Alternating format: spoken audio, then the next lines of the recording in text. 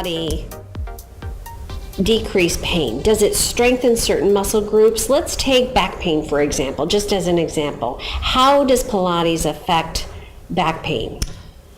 It's the best example because it's the most prolific. Yes, yes. 99.9% of my clients come in with back pain. So Pilates looks at the whole picture. And in all due respect, any fitness venue should look at the whole picture. But Pilates, Joseph himself, he always said, he wrote in one of his books, if the entire United Nations could do my exercises, we would have world peace.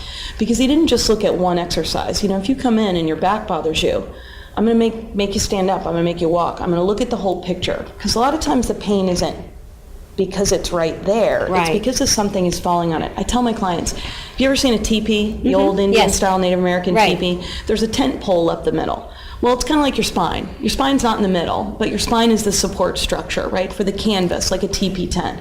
And that teepee, that canvas is pulled tight with ropes. You can kind of picture them going all the way around. Right.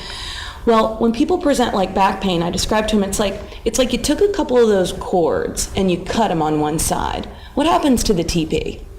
Right? It starts to lean. Right. And then I ask them, I say, well, is the pain where I cut the cord? What do you think? What do you think, Shelley? Is the pain where I cut the cord? No. Where's the pain? On the other side where it's under a lot of strain. It's where the other mechanisms are desperately trying to hold you up. And the body is a series of pulleys. Like, I see you like architecture now. I see your bones. And your body is basically just 24/7 managing postures, loads, and if you understand how to balance those postures and loads appropriately for the structures as they were designed, you can begin to resolve pain, because generally pain is because something isn't holding up its end of the deal. I understand. Right? I always say, everybody, you're like a car. In so many ways, it's a great analogy, because the more mileage you put on that car, right, the more worn out it's going to get. I think I remember somebody saying to me once that in physiology, you're designed for 60 years of hard use. Yes. So imagine whatever it is you've done to your body and whatever you've done to your body, they're all very different. So you either start to fall apart before 60, or at 60 the wheels kind of start to fall off.